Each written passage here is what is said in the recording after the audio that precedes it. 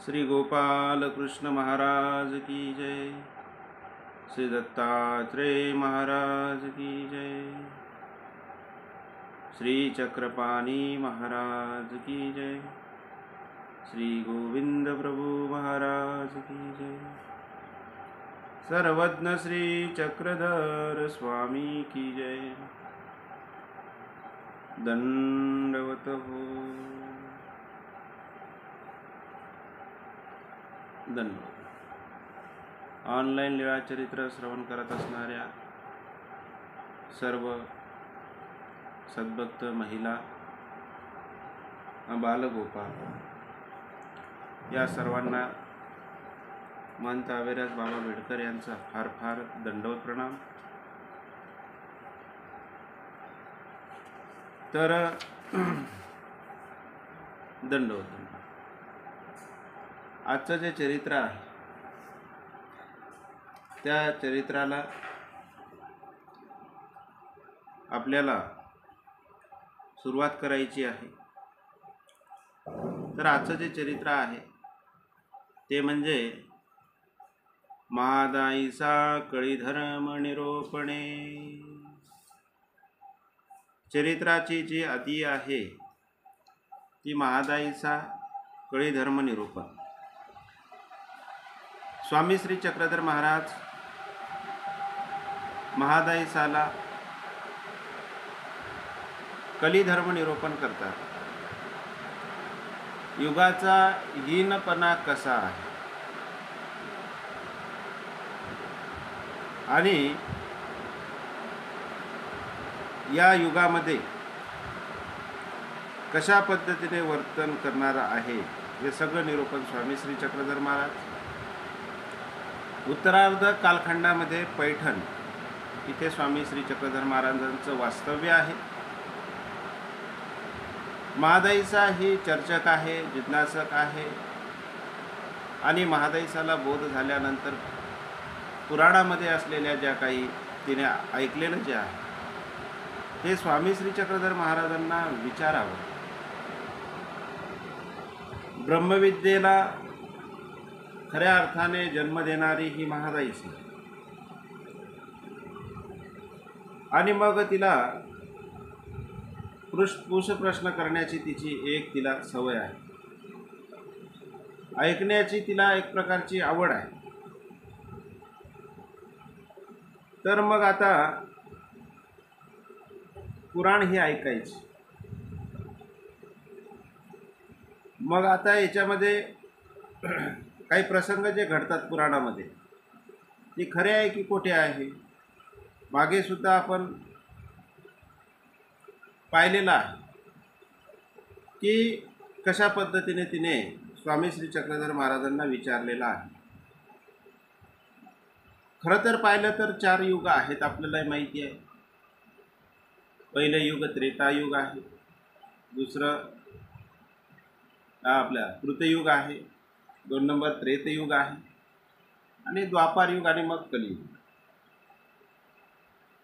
स्वामी श्री चक्रधर महाराजांनी हे सगळं चरित्र जे आपण पाहतो, लीळाचरित्र जे पाहतो, लीळाचरित्र म्हणजे परमेश्वराचं एक प्रकारचं दर्शन आहे।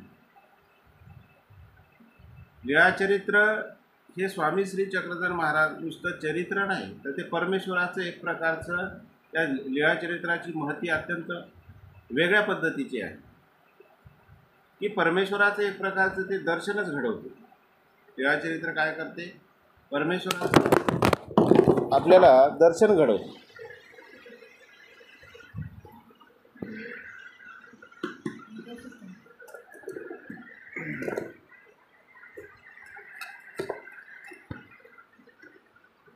मोबाईल हे झाला जरा पडला।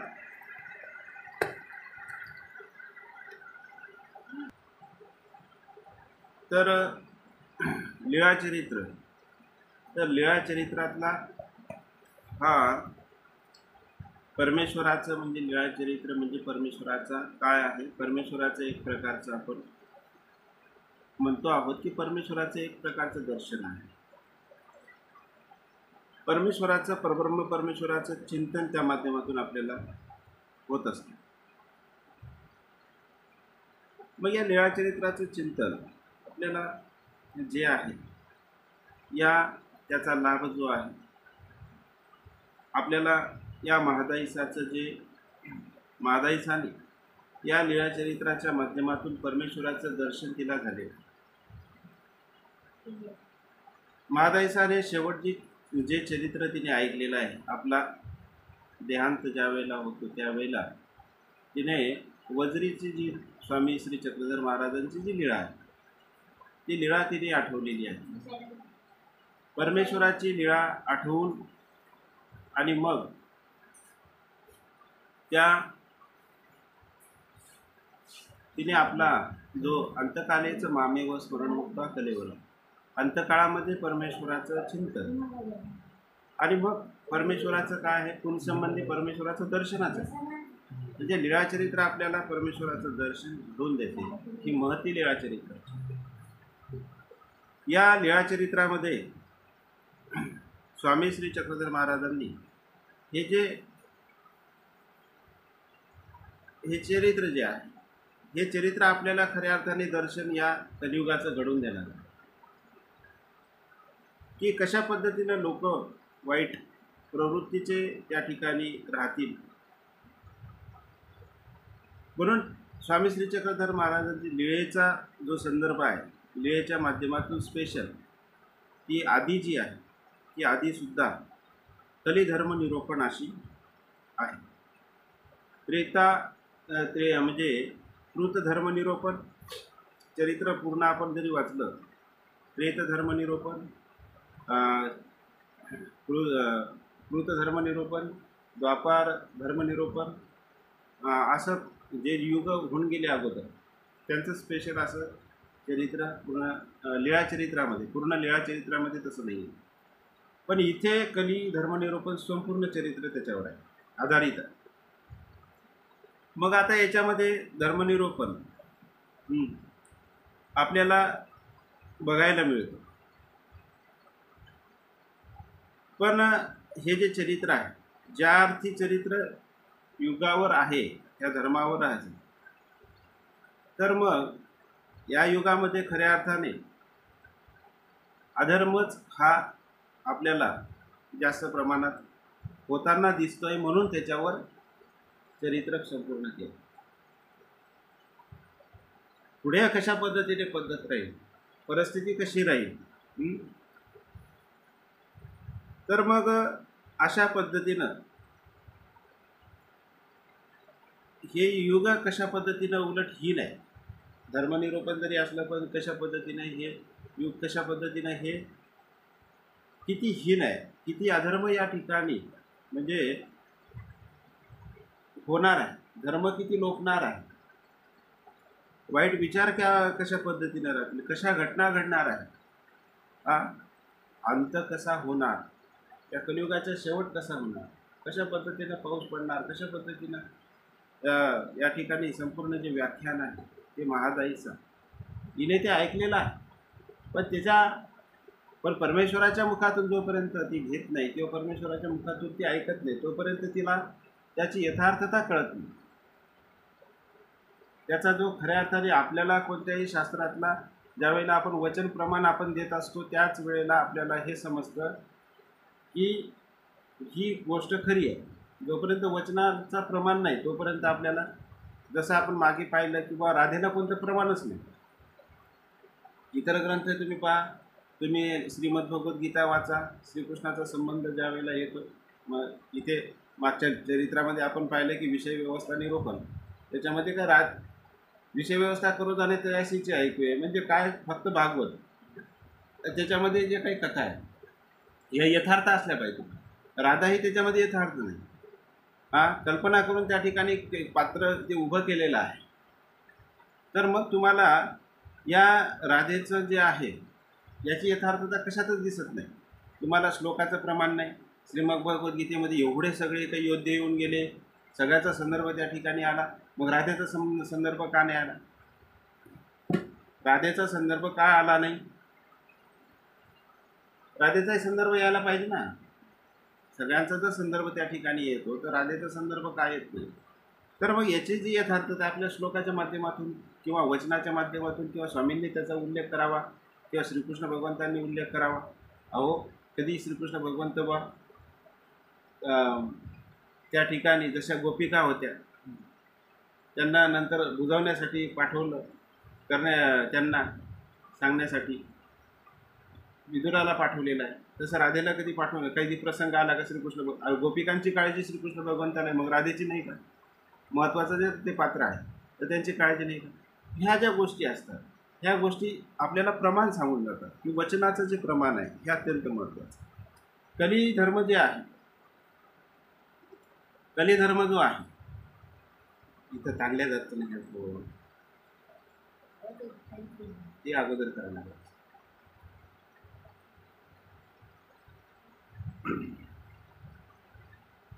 कली धर्म जो आहे तो कलियुगाचा जो धर्म आहे तो स्वामी श्री चक्रधर महाराजांना ती काय विचारते की पुराणामध्ये जे काही सांगितलेलं असतं ती यथार्थ नाही, तर त्याच्यामध्ये परमेश्वराने जे काही सांगितलं त्याच्यामध्ये ती यथार्थता कळत असते. तर याच्यामध्ये स्वामी श्री चक्रधर महाराज या लीळाचरित्राला सुरुवात करत असताना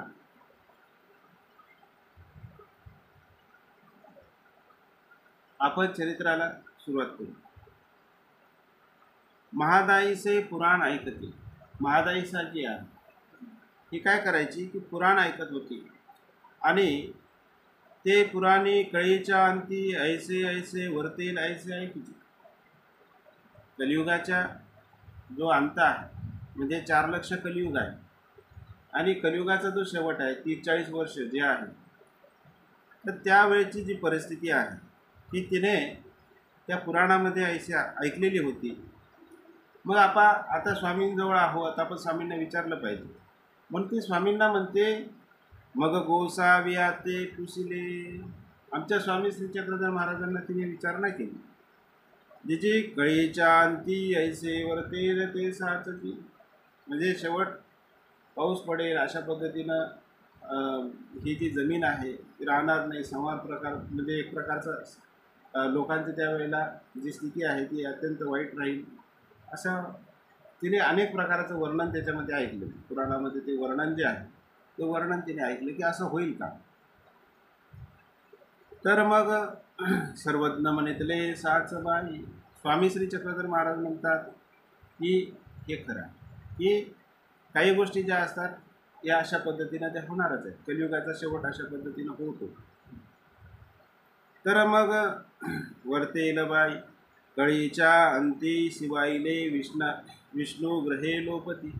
शिवालय म्हणजे शिवांचे जे काही जेवढे काही महादेवाचे मंदिर आहे, 12 ज्योतिर्लिंग आहेत, वेगवेगळ्या प्रचंड त्याचा विस्तार झालेला आहे. लोक तिथं जातात, वाऱ्या करतात, अनेक प्रकारात तिथं आहे का नाही जातात, त्या मंदिरामध्ये व्रत धरतात. अशा पद्धतीनं ते देवधर्म करतात आणि ते मंदिरंसुद्धा खूप मोठे आहेत. हे तर शिवालय लोकती म्हणजे हे तर मंदिर मोठे जे आहे ते राहणारच आहे. मग शिवांचेच मंदिर लोकतील काय? मग शिवांचे जे मंदिर आहे तेच राहणार नाही का? तर विष्णू ग्रहे म्हणजे विष्णूचे जे असले ते सुद्धा ते राहणार नाही. कोणतं विष्णूचं मंदिर राहणार नाही, ते सुद्धा लोपून जाणार. मग आता हे मोठे मोठे जे मंदिरं आहेत ते मोठे मंदिरं राहणार नाही. मग काय राहील? त्यावेळेची स्थिती कशी राहील? स्वामी श्री चक्रधर महाराज म्हणतात की मैराळा क्षेत्रपाळ हे स्थाने होती. मैराळा म्हणजे अत्यंत क्षुद्र देवता. क्षेत्रपाळ म्हणजे जसं शेतामध्ये जे काही धुरा असतो त्या धुरावर कोणीतरी शेंदूर ठेवलेलं असतं, थोडंसं दगड ठेवलेला असतो, देऊळ केलेलं असतं, असं जे क्षेत्रपाळ आहे हे क्षेत्रपाळ हेच त्या ठिकाणी राहणार आहे. म्हणजे त्याच्याच ठिकाणी लोक काय करतील? भजन पूजन करतील, तिथंच फुलं वाहतील, तिथंच आपलं काय व्रत करतील, काय मागायचं तिथं मागतील. हे मोठ्या मंदिरात ते जाणारच नाही, कारण तिथे जावं त्याची तशी परिस्थितीच राहणार नाही. किंवा मोठं मंदिर बांधावं तर ते सुद्धा त्यांची परिस्थिती राहणार नाही. तर अशा पद्धतीनं क्षेत्रपाळ हे स्थाने होती. हे जे आहेत हे स्थान फक्त राहतील.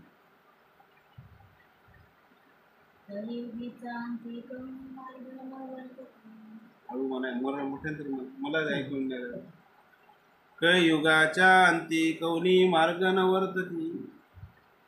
कळयुगाच्या अंती कौनी मार्ग न वर्तती. मार्ग मग आता जे आहे आपण म्हणतो जर समजून घ्या विद्यामार्ग जे आहे पूर्ण देवतेचे जे मार्ग आहे नाना पुण्य अनंत व्रत अधिक भाव साधन.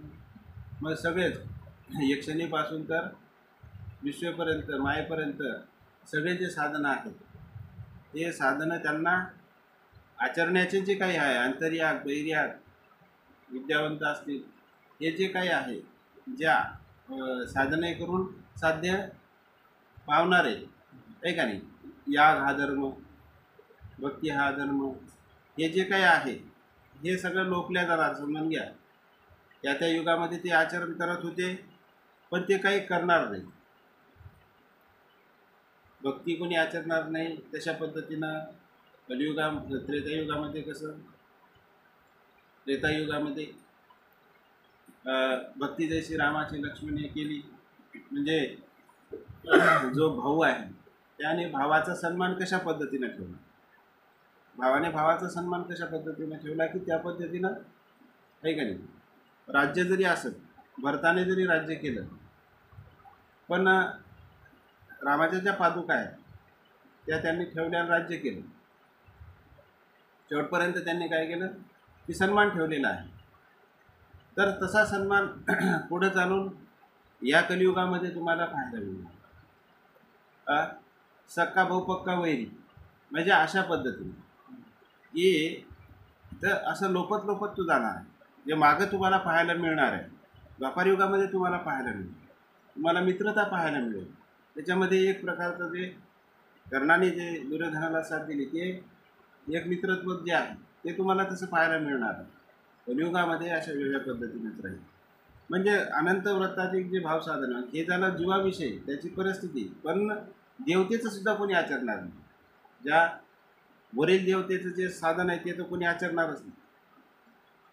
खालचं जे देवतेचं साधन आहे ते बी म्हणजे खालचं जसं म्हणजे यक्षिणीपर्यंत अत्यंत क्षुद्र देव होता ते त्याचंच थोडंफार करतील काही ना काहीतरी. तर अशा पद्धतीने क्षेत्रपाळ हे स्थाने होती. कलियुगाच्या अंती कोणी मार्ग न वर्तती. कोणताच नाही विद्यामार्गातला कोणताच मार्ग त्या ठिकाणी मार्ग म्हणजे एक प्रकारचा रस्ता तिकडे जाण्याचं जे आचरण आहे ते कोणीच करणार. कवनी धर्म धर्म म्हणजे नाना पुण्य व्रताधिक भाव साधन. अधर्म न वर्तती. अधर्म कवनी धर्म आणि अधर्म न वर्तती. आता अधर्म कसा आहे किंवा एखाद्याला म्हणजे जास्त प्रमाणात ठीक आहे की जो अधर्म असतो तो अधर्म त्या ठिकाणी धर्म हा वर्तणार नाही. त्याच्या विरुद्ध अधर्म हा वर्त वाईट आपल्या नात्याचा आपल्या गोत्याचा जो कोणी आहे जवळचा जर कोणी आहे तर हे सगळे प्रकार जे आहेत तर त्याच्याविषयी द्वेष मत्सर हा आपण म्हणतो तो पुढे चालला की त्याला मागे खेचणे हा जो प्रकार आहे तो अधर्मच त्या ठिकाणी राहणार. म्हणजे अशा पद्धतीनं कलियुगाचा धर्म अधर्म न वर्तती. वर्णावर्ण लोपती. वर्णावर्ण लोपती. वर्णावर्ण वर्ण म्हणजे आता ब्राह्मण आहे का नाही. 4 प्रकारचे वर्ण आहे ना. तर हे 4 प्रकारचे जे वर्ण आहे हे लोपून जाणार. म्हणजे श्रीकृष्ण भगवंतांनी म्हटलेलं आहे ना की वर्णशंकर कसं होऊन जातं की आपण जसं स्वामी श्री चक्रधर महाराजांनी सांगितले की मग दीक्षिताची कन्या आणि कोळ्याच्या गर्भात करते. म्हणजे उच्च जातीची जी स्त्री आहे ती कोळ्याच्या घरी संसार करते तिथं राहते. म्हणजे काय आहे तिथं वर्ण लोपला.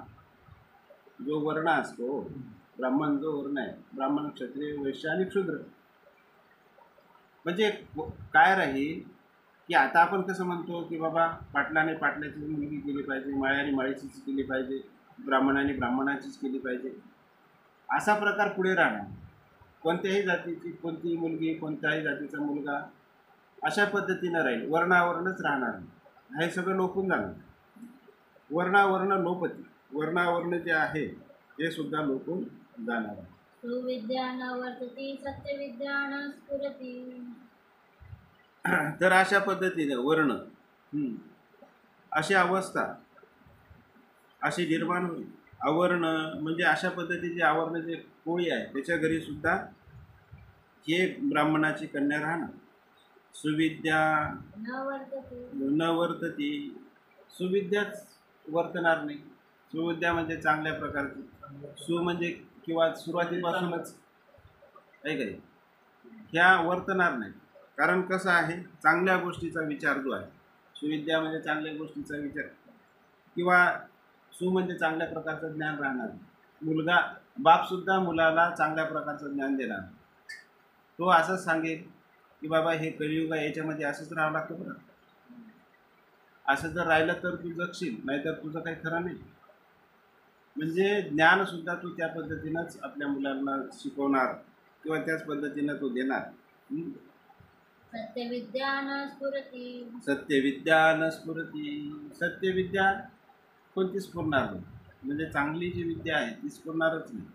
सत्य बोलणे हे सुद्धा बंद होऊन जाणार. सगळे लोक एक प्रकारचा खोटा नाटाच व्यवहार करतात, आहे का नाही. म्हणजे दिवसाची जी सुरुवात आहे ती दुसऱ्या दिवसात म्हणजे एक धार्मिक जे संस्कार आहे ते बंद होते. आपल्या मागची जी परिस्थिती आहे, मागच्या जर काही मागे जर आपण पाहिलं तर लोक जरी इतर संप्रदायाची होती पण ज्ञानेश्वरी सकाळी वाचायची, धार्मिक ग्रंथ वाचायची, नंतर तदनंतर ते काहीतरी आपल्या जो समजून घ्या संसाराची सुरुवात आहे ते करायचे, कामधंदा करायचे. पण धर्माला ते खूप महत्त्व द्यायचे. मुलं जर असतील तरी त्यांना म्हणायचे की बाबा एखादा श्लोक शिकवायचे, ज्याला शुभम करोति कल्याण आरोग्यम धनसंपदा. म्हणजे अशा पद्धतीने की त्यांना एक चांगल्या पद्धतीची दिवसाची जी सुरुवात आहे ती दिवसाची सुरुवात त्यांना चांगली व्हायची, अध्यात्माने ती सुरुवात व्हायची.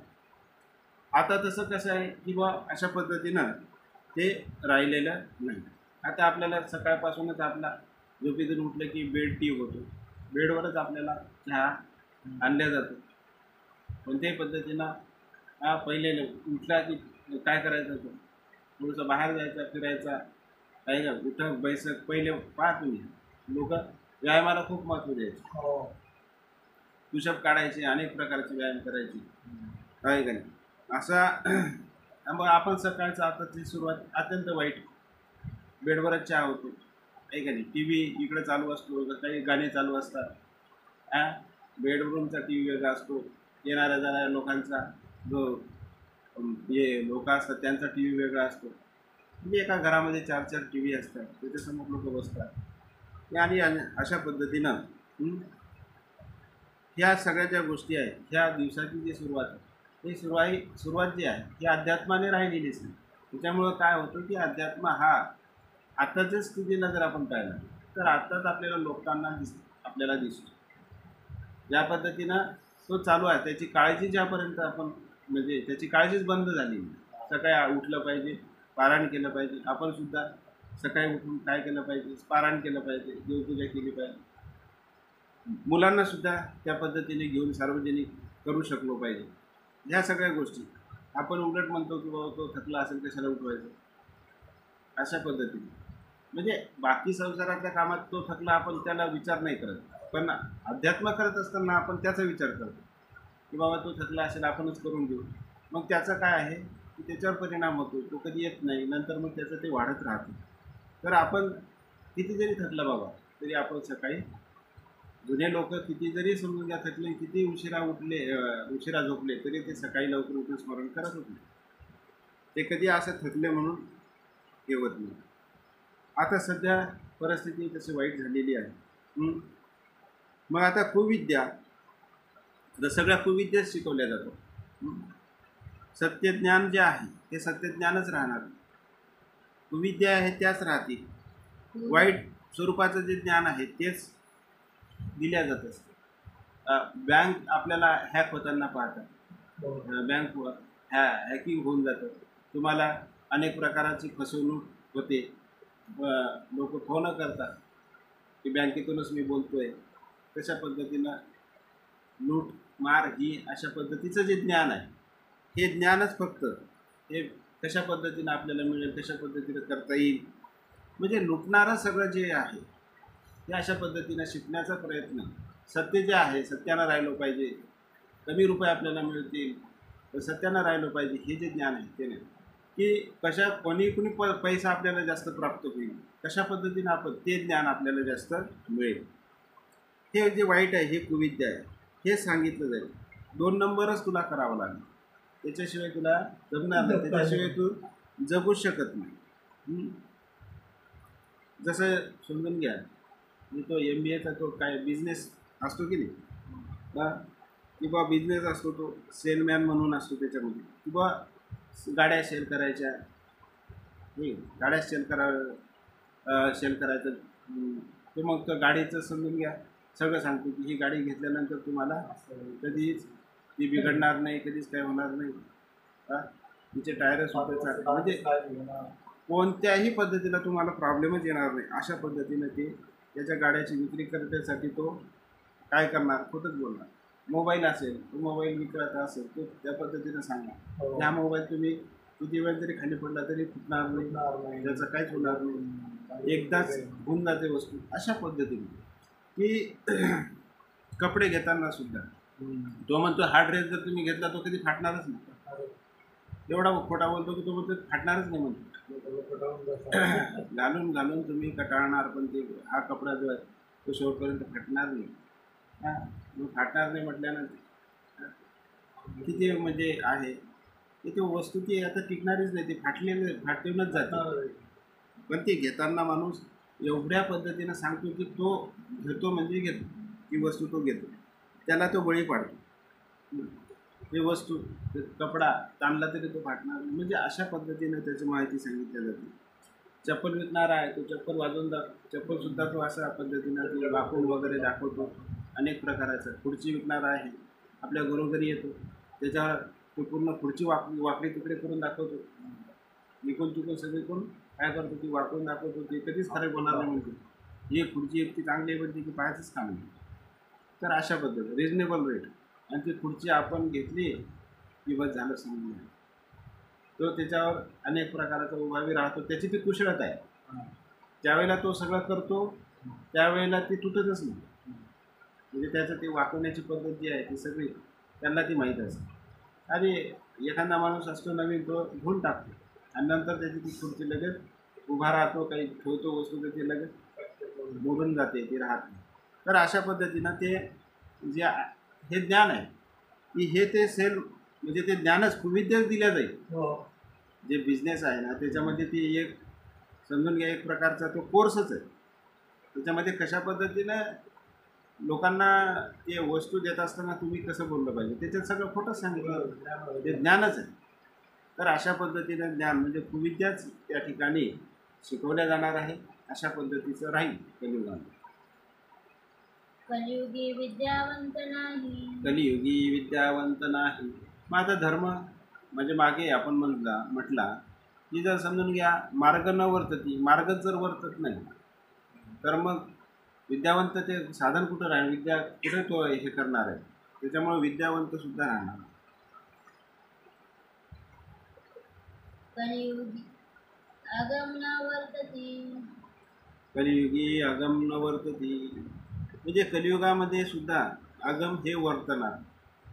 कलियुगामध्ये सगळं वेगळं साधन राहणार. आपण आता हे हेडफोन वापरतो आहे की नाही, आता हे हेडफोन वापरून राहिलो. आता या हेडफोनचं काय आहे की आपल्याला काही लिमिट दिलेलं आहे, किंवा 15-20 मिनटं किंवा आपण अर्धा 1 तास आपण वापरू शकतो, ठीक आहे. आता 24 तास जर समजून घ्या त्याच्यावर आपण गाणे ऐकले म्हणजे इतर म्युझिक वगैरे ऐकलं आणि काय होते की त्याच्यामुळे त्याचा परिणाम त्या कानावर होतो. आणि कानावर परिणाम झाल्यानंतर आताची जी परिस्थिती आहे म्हणजे 40 वर्षानंतर जर समजून घ्या तो माणूस जर वापरत राहिला तर काय होतं की त्याला नंतर ते इंद्रिय म्हणजे जे कान आहे हे सुद्धा ऐकू येत नाही, तो एक प्रकारचा काय होतो बहिरा होतो. 40 वर्षानंतर तो काय आहे बहिरा होतो. त्याची एक कानाची काय रचना आहे की त्या रचनेमुळे काय होतं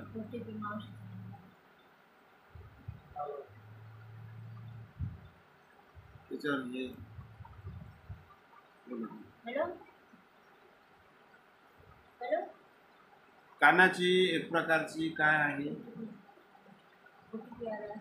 हा पाहते ते म्हणतच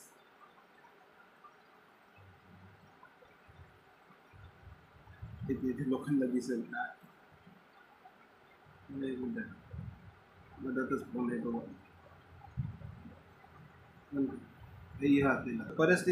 परिस्थिती ही अशी आहे की आपल्या ज्या कानाची जी रचना आहे ही कानाची रचना अशी गोल गोल गोल गोल अशा पद्धतीने ती कानाची रचना आहे.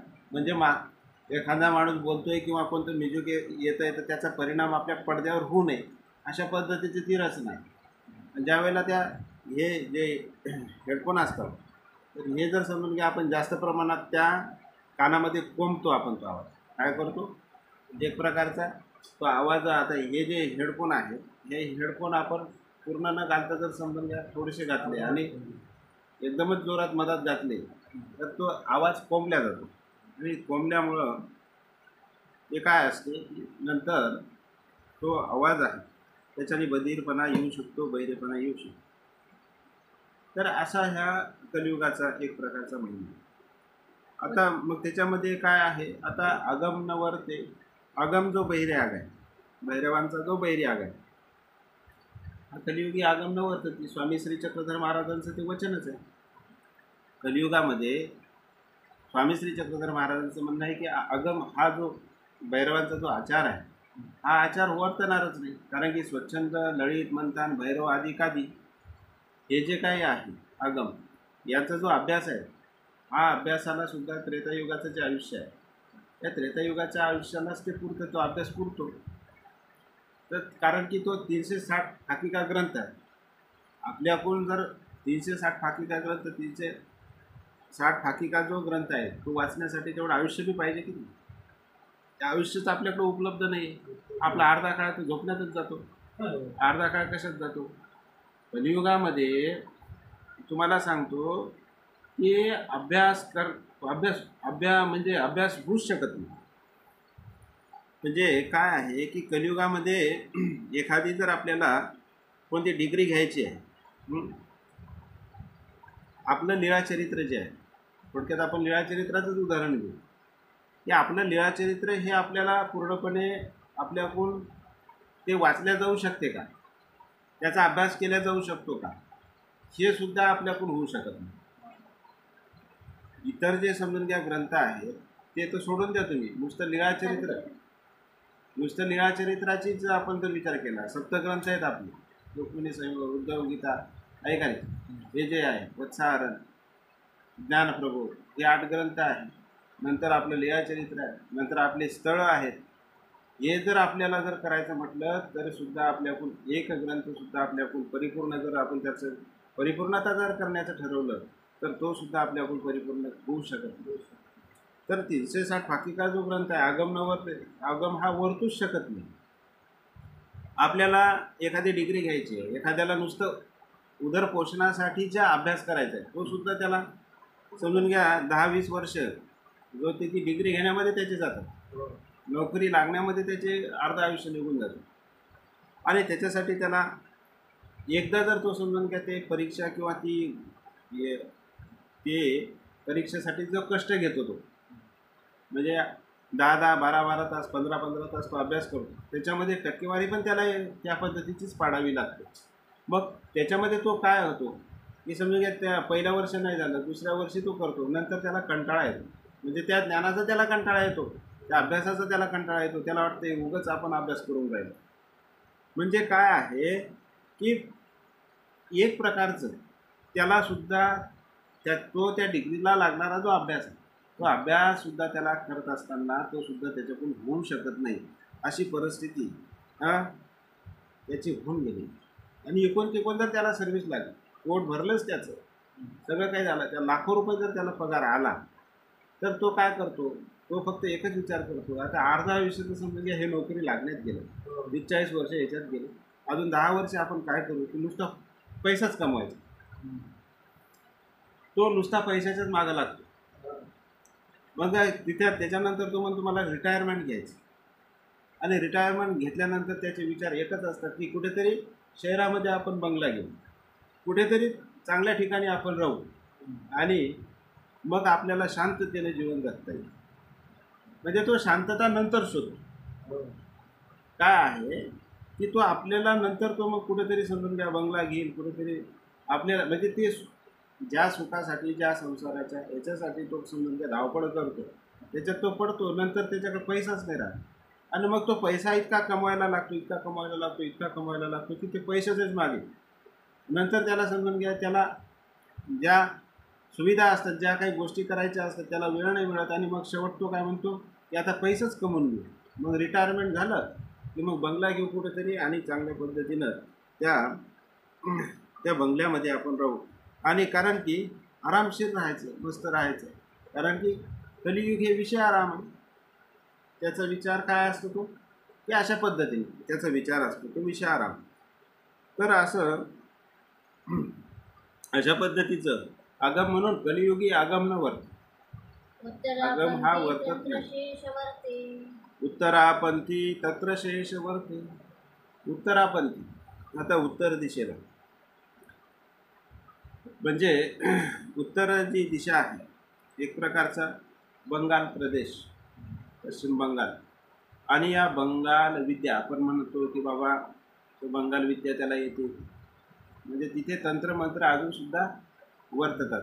तो हिमालय जो पर्वत आहे आणि तिकडे जे लोक आहेत ते अजूनही ते तिकडचे लोक अजूनही आपल्याला शिकवतात. काही विद्या असतात, सिद्धी असतात, 5-5 वर्ष त्याच्यामध्ये थांबतात आणि ती सिद्धी ग्रहण करतात आणि सिद्धी जादू मंत्र अनेक प्रकाराचे ते शिकवतात.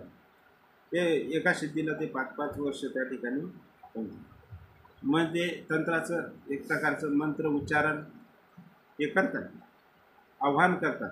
म्हणजे वास्तविक देवता जे आहे तिथंसुद्धा ते आव्हान करतात, प्रत्यक्ष देवता त्यांच्यासमोर उभी राहते. म्हणजे अशा पद्धतीनं जे तंत्रमंत्र आहे हे तंत्रमंत्र जाणणारे लोक कलियुगामध्ये छोट्या छोट्या ज्या विद्या असतात, छोटं काहीतरी चमत्कार पाहा ना तुम्ही, छोटा चमत्कार जरी असला तर तोच त्या चमत्काराच्याद्वारे नमस्कार त्या मंत्राच्याद्वारे. तर अशा पद्धतीनं ते स्वतःलाच मग देव समजायला लागतं.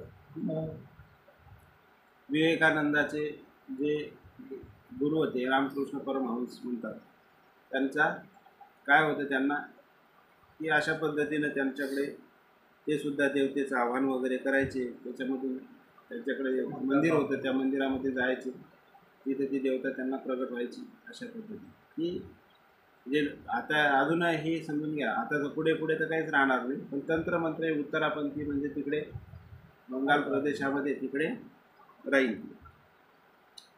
तर उत्तरापंथी तत्र शेष वर्ते. म्हणजे अशा पद्धतीनं उत्तर दिशेला काय आहे तंत्रमंत्रादी काही वर्तणाऱ्या सिद्धी आहेत, एवढंच आपल्याला लक्षात ठेवायचं. आता उत्तर दिशेला आपण जसं म्हणतो की बा स्वामी श्री चक्रधर महाराज उत्तर दिशेला गेले. मग आता उत्तर दिशेला गेले, आता उत्तर दिशेला गेल्यानंतर त्या काळचे जे समजून घ्या भक्तिजन होते, भट्टोबास होते. आता भट्टोबासांना माहिती आहे की स्वामींनी सांगितले की आता तुम्हाला नव्या संबंध, त्याच्यामुळं परमेश्वराला शोधण्याची गरज आपण गेलो नाही पाहिजे. पण आता त्यावेळेला काही जे होते अनुसरलेले, त्याच्यामध्ये जे दोघंजण म्हणजे जे आता दिल्लीमध्ये किंवा इतर याच्यामध्ये उत्तर भारतामध्ये जो धर्मप्रचार आणि प्रसार आपला झाला, याची एक आख्यायिका, याची एक प्रकारची काय आहे, त्याचं एक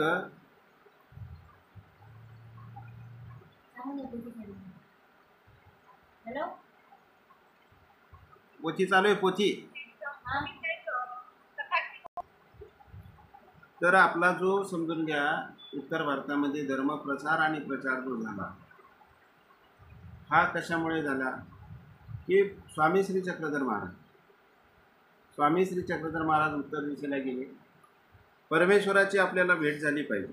2 भिक्षुक जे आहेत, या 2 भिक्षुकांना असं वाटतं की आपण तिकडे गेलो पाहिजे, देवाची आपल्याला भेट होईल, दर्शन होईल.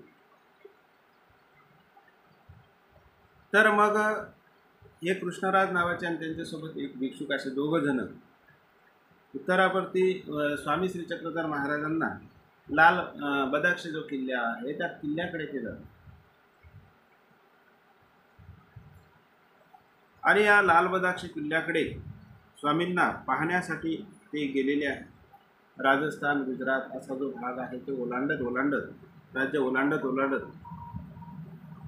आपण स्वामी श्री चक्रधर महाराजांना पाहिलं पाहिजे, तिकडे गेलो पाहिजे असं त्यांना वाटतं. तर मग त्या किल्ल्याकडे ते जातात आणि काही बऱ्याच पायी प्रवास ते खूप कष्ट घेतात. खूप कष्ट घेऊन तिकडे जातात. हे काय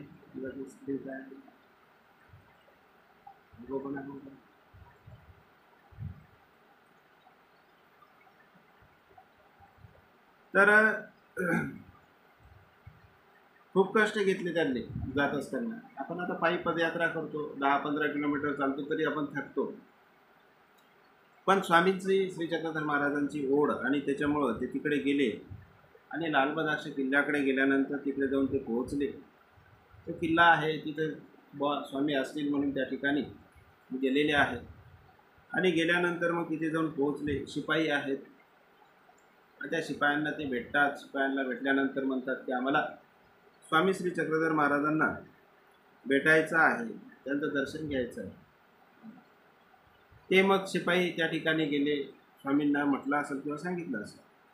मग त्या ठिकाणी त्यांनी सांगितलं की यांना जर समजून घ्या मांस खायला लावलं, त्यांना जर समजून घ्या मदिरापान सांगितलं, हे तुम्हाला करावं लागेल असं जर म्हटलं तर हे निघून जातील. कारण की यांना ते जमणार नाही ना, त्यांना हे जमणार नाही. म्हणून ते शिपायांना तसं सांगितल्यामुळं शिपाई असे म्हणतात किंवा तुम्हाला जर हे स्वामींना तुम्हाला जर भेटायचं असेल तर तुम्हाला मदिरापान करावं लागेल, तुम्हाला दारू प्यावी लागेल, तुम्हाला मांस खावं लागेल, ते भक्षण करावं लागेल असं सांगितलं गेलं. आणि असं सांगितल्यामुळं मग आता त्यांना वाटलं की जर परमेश्वराचं दर्शन होऊन राहिलं किंवा परमेश्वराची भेट होऊन राहिली तर मग समजून घ्या आपल्याला मांस भक्षण करायला काय हरकत आहे, मदिरापान करायला काय हरकत आहे. तर मग असा ते विचार करतात. आणि विचार केल्यानंतर त्यांनी हो असं म्हटलं. पण स्वामींना वाटलं यांची साधना पूर्ण झाली पाहिजे, आहे की नाही. साधना ही काय आहे, स्वामींनी काय सांगितलं की महाराष्ट्रीय असावं, महाराष्ट्रामध्ये राहावा, देवाचं नामस्मरण चिंतन करावं. आणि हा पुढार दिल्यानंतरही सुद्धा ते तिकडे गेले. आणि मग ते रात्री झोपतात. आणि रात्री झोपतात ते त्यांना वाटतं बुवा येथील आपल्याला ते खावं लागेल मग होईल. मग असं करून ते रात्री झोपतात. आणि झोपल्यानंतर सकाळी उठल्यानंतर एक जो आहे त्याच्यामधला पंजाबमध्ये एक भिक्षुक जो आहे तो पंजाबमध्ये जाऊन पडतो. एक जो भिक्षुक आहे तो पंजाबमध्ये जाऊन पडतो, एक इकडं संवत्सर जो येऊन म्हणजे महाराष्ट्रात येऊन पडतो. तर अशा पद्धतीनं काय होतं की ज्यावेळेला तो पंजाबमध्ये जाऊन पडला आणि गेल्यानंतर सकाळी तो उठतो तर तिथं लालबदाक्ष किल्ला नाही, काही नाही, आपण जिकडे गेलो तेही ठिकाण नाही, आपण कुठं आलो हेही त्याला माहीत नाही. अशा पद्धतीने त्याची काय होते परिस्थिती निर्माण होते. तो लोकांना विचारतो की मी कुठे आहे. मग ते सांगतात की बाबा तुम्ही पंजाबमध्ये या गावला इथे आहेत. मग आता तो स्वविवेक विचार करतो की स्वामींनी सांगितले की महाराष्ट्रीय असावे, स्वामींनी सांगितलं की अशा पद्धतीनं तुम्ही तिकडेच राहा. मग परमेश्वराला जर समजून घ्या, जर गुजरात म्हणजे इकडे पंजाबमध्ये जर मी येऊन पडू शकतो तर महाराष्ट्रामध्ये कुठंतरी कोणत्या तरी गावामध्ये पडलो पाहिजे ना. म्हणजे आमच्या स्वामी श्री चक्रधर महाराजांचा काहीतरी हेतू आहे. मला इथे जर आणलं समजून घ्या पंजाबमध्ये तर परमेश्वराचा याच्यामागे हेतू आहे. इकडच्या काहीतरी देवाच्या धर्माच्या म्हणजे आपल्या पंथीय दृष्टिकोनातून त्या जीवांचे काहीतरी अधिकार असतील आणि त्या अधिकार असेल त्याच्यामुळे मला इथे ते धर्मकार्यासाठीच परमेश्वराने पाठवलं हा विचार करून ते त्या ठिकाणी त्या पंजाबमध्ये थांबले. आणि पंजाबमध्ये थांबल्यानंतर त्या पंजाबमध्ये त्यांचा धर्मप्रसार आणि प्रचार झाला. अनेक शिष्य प्रशिष्य त्यांचे झाले. आजही त्या पंजाबमध्ये जेवढे काही लोक आहेत ते पंजाबी आहेत ना, कृष्णराज पंजाबी, म्हणजे पंजाबी जे वंश आहे हा संपूर्ण वंश त्या पंजाब प्रांतातला त्यांनी अनेक लोकधर्मी त्या ठिकाणी लावलेले आहे. आजही सुद्धा ती आख्यायिकेनुसार तिकडे लोक अशा पद्धतीनं ते झालेले आहेत. म्हणून उत्तरापंथी तत्र शेष होत. उत्तर जे भाग आहे त्या उत्तर भागामध्ये फक्त काही सिद्धी आहे, त्या सिद्धीसुद्धा वर्ततात. कलियुगी विखुआती परविषया नाही. कलियुगी विखुआती. कलियुगामध्ये काय आहे की कलियुगामध्ये विखो आहे. कलियुगामध्ये काय आहे? विखो आहे. आता विखो म्हणजे अनेक विषयरूप पदार्थ. विखो म्हणजे अनेक प्रकारचे विषयरूप जेवढे पदार्थ आहेत ते सगळे कलियुगामध्ये आहेत. पण या कलियुगामध्ये विषयरूप पदार्थ असून त्यांचं जे भोगण्याचं जे ज्ञान आहे ते नाही.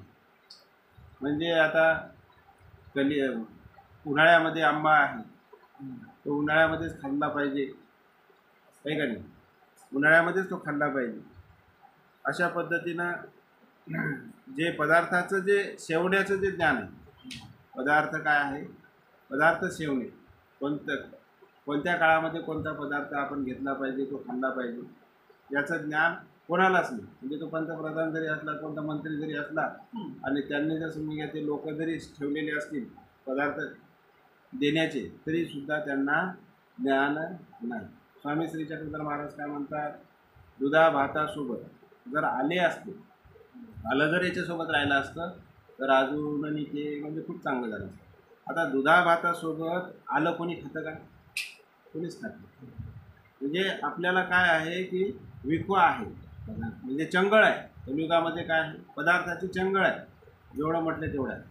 पण त्या कोणत्या पदार्थासोबत खावा याचं ज्ञान नाही, आहे का नाही. हे दही आपण दुपारीच खाल्लं पाहिजे, संध्याकाळी नाही खाल्लं पाहिजे. मुळा जो आहे तो आपण संध्याकाळी नाही खाल्ला पाहिजे.